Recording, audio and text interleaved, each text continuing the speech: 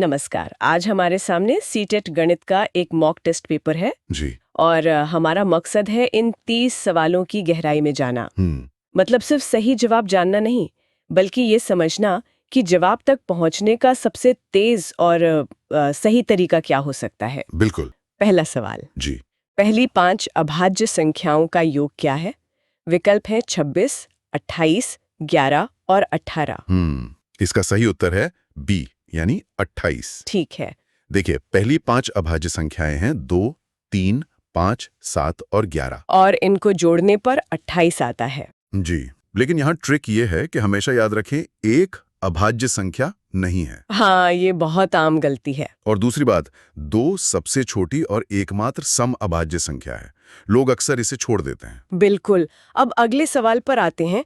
संख्या 7056 में 5 और 6 के स्थानीय मानों का गुणनफल क्या होगा? तो यहाँ 5 का स्थानीय मान है 500 और 6 का 60? सही, तो इनका गुणनफल हो गया 30,000। यानी कि उत्तर बी है। हाँ, स्थानीय मान निकालने की एक सीधी सी ट्रिक है। क्या है वो? बस अंक लिखें और उसके बाद जितने अंक हैं उतने शून्य लगा दें। बहुत आसान है। ठीक है। अब प्रश्न 3 देखते हैं।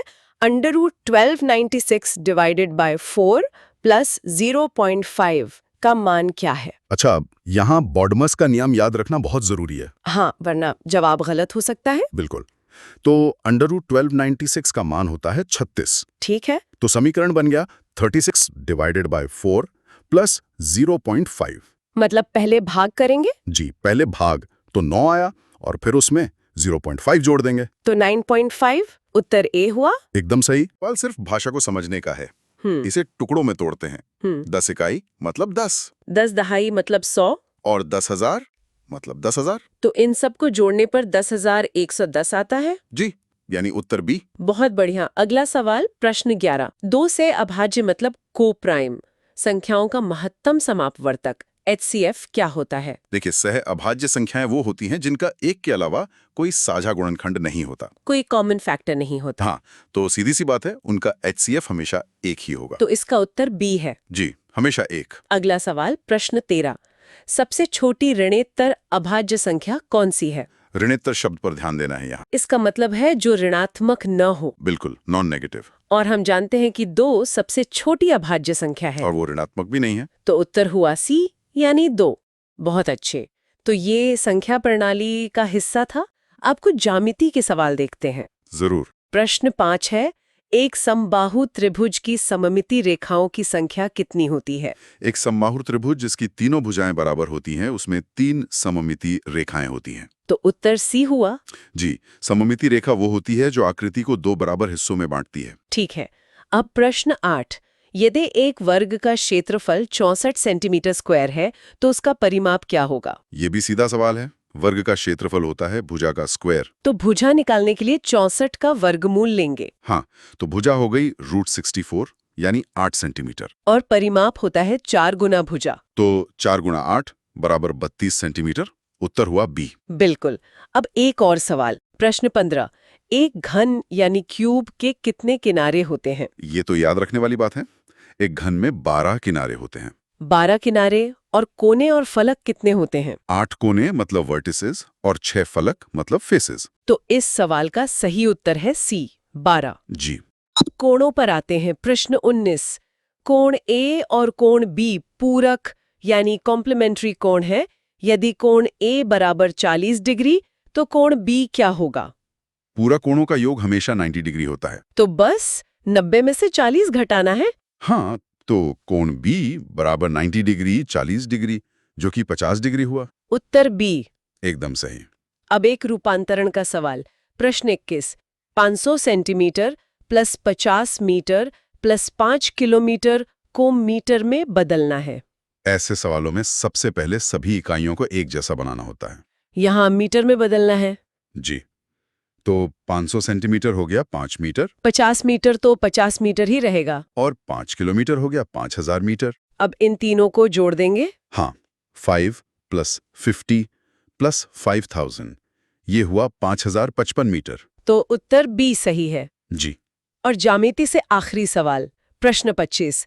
एक विषमबाहु मतलब स्केलीन त्रिभुज की कितनी सममिति रेखाएं होती हैं? विषमबाहु त्रिभुज की तीनों भुजाएं अलग अलग होती हैं। तो उसमें कोई समरूपता तो हो ही नहीं सकती। बिल्कुल, इसीलिए इसमें कोई सममिति रेखा नहीं होती। मतलब उत्तर है सी, 0। हाँ, 0। चलिए, अब उस हिस्से पर आते हैं जो सीटेट के लिए सबसे महत्वपूर्ण है, गणित शास्त्र शिक्षा यानी पेडागॉजी। जी, ये बहुत जरूरी हिस्सा है। पहला ही सवाल वेनहेले के सिद्धांत से है। बच्चा आकृतियों को उनके गुणों के आधार पर वर्गीकृत कर सकता है। ये किस स्तर पर है? ये स्तर 1 है, जिसे एनालिसिस या विश्लेषण कहते हैं। अच्छा, स्तर 0 पर क्या होता है? स्तर 0 पर बच्चा सिर्फ आकृतियों को पहचानता है, जैसे ये गोल है, ये चौकोर है। लेकिन स्तर 1 पर वो उनके गुणों को समझने लगता है। तो इसका उत्तर बी हुआ। हाँ, उत्तर बी। अगला सवाल एनसीएफ 2005 से है। इसके अनुसार गणित शिक्षण का मुख्य लक्ष्य क्या है? इसका मुख्य लक्ष्य है बच्चे की विचार प्रक्रिया का गणितीकरण करना। यानी कि उत्तर बी। इसका मतलब क्या हुआ? इसका मतलब सिर्फ गणना सिखाना नहीं है, बल्कि बच्चे को इस तरह से तैयार करना है कि वो अपनी रोजमर्रा की जिंदगी में गणितीय सोच का इस्तेमाल कर सके। ये बहुत गहरी बात है। जी। अब अगला सवाल, गणित में निदानात्मक परीक्षण या डायग्नोस्टिक टेस्ट क्यों किया जाता है? देखिए, निदान शब्द का मतलब ही है कमी का पता लगाना। तो इसका उद्देश्य सीखने की कमियों को पहचानना होगा। बिल्कुल, ताकि उन्हें दूर करने के लिए सही कदम उठाए जा सकें। तो जवाब है बी। ठीक है, अब एक शिक्षण विधि पर सवाल है। आगमन विधि यानी इंडक्टिव मेथड का सूत्र क्या है? आगमन विधि में हम पहले कई उदाहरण देते हैं और फिर उन उदाहरणों से एक सामान्य नियम बनाते हैं। एकदम सही। तो यह उदाहरण से नियम की ओर। मतलब उत्तर बी। जी। जियो बोर्ड किसके शिक्षण के लिए प्रभावी है? ये है प्रश्न 18। जियो बोर्ड ज्यामितीय आकृतियों और उनकी विशेषताओं को सिखाने के लिए एक बहुत ही मजेदार और प्रभावी उपकरण है। इससे बच्चे खेल खेल में सीख जाते होंगे। बिल्कुल, इससे अमूर्त अवधारणाएं भी मूर्त लगने लगती हैं। राइट। तो इसका उत्तर है बी। अब ये बहुत दिलचस्प सवाल है। मुक्त अंत या ओपन एंडेड प्रश्न की पहचान करनी है।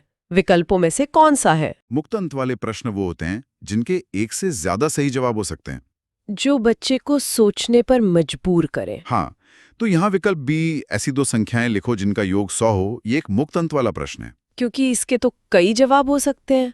50 + 50, 90 + 10, 80 + 20। अनगिनत जवाब। बाकी सारे प्रश्न बंद अंत वाले हैं जिनका सिर्फ एक ही सही उत्तर है। बहुत अच्छे। अगला सवाल, गणितीय खेल और पहेलियां किसमें मदद करते हैं? ये गणित के प्रति एक सकारात्मक दृष्टिकोण विकसित करने में मदद करते हैं। विषय को रुचिकर बनाते हैं। हाँ, और डर भी कम करते हैं। तो उत्तर ए सबसे उपयुक्त है। ठीक है। प्राथमिक स्तर पर गणित की पाठ्य पुस्तकों में चित्र क्यों होने चाहिए? क्योंकि छोटे बच्चों के लिए अमूर्त अवधारणाओं को समझना मुश्किल होता है। और चित्र उन अमूर्त अवधारणाओं को मूर्त बनाने में मदद करते हैं। बिल्कुल, इससे समझना आसान हो जाता है। तो उत्तर हुआ बी। और पेडागॉजी से आखिरी सवाल, गणित में त्रुटि विश्लेषण या एरर एनालिसिस का क्या अर्थ है? इसका मतलब सिर्फ गलती को काटना नहीं है, बल्कि ये समझना है कि बच्चे ने गलती क्यों और कैसे की। सही कहा। गलतियां बच्चों की सोच को समझने का एक जरिया है। तो इसका उत्तर भी बी है। जी, उत्तर बी। बहुत बढ़िया। अब कुछ विविध प्रश्न हैं जो बचे हुए हैं। जी, देख लेते हैं। पाई क्या है? पाई एक अपरिमेय संख्या है। यानी इरेशनल नंबर। हाँ, क्योंकि इसका दशमलव प्रसार न तो कभी खत्म होता है और न ही दोहराता है। तो उत्तर है बी। अगला 0.001 को प्रतिशत में बदलना है। किसी भी संख्या को प्रतिशत में बदलने के लिए उसे 100 से गुणा करते हैं। तो 0.001 को 100 से गुणा करेंगे तो 0.1 आएगा। जी, 0.1%। उत्तर बी। अगला सवाल, ऑयलर का सूत्र यानी ऑयलर्स फॉर्मूला क्या है? ये सूत्र किसी भी बहुफलक मतलब पॉलीहेड्रन के लिए है। और वो सूत्र क्या है? v + f - e = 2, जहां v कोने हैं, f फलक हैं और e किनारे हैं। तो उत्तर ए सही है। जी। और अब इस मॉक टेस्ट का आखिरी सवाल, 1 मीटर क्यूब में कितने लीटर होते हैं? ये एक मानक रूपांतरण है जिसे याद रखना चाहिए। कितना होता है? 1 घन मीटर में 1000 लीटर होते हैं। तो उत्तर हुआ बी। हाँ, 1000 लीटर। तो इन 30 सवालों के विश्लेषण से ये तो साफ है कि सीटीईटी में तथ्यात्मक ज्ञान, सूत्रों की समझ और शिक्षा शास्त्र का एक अच्छा संतुलन होता है।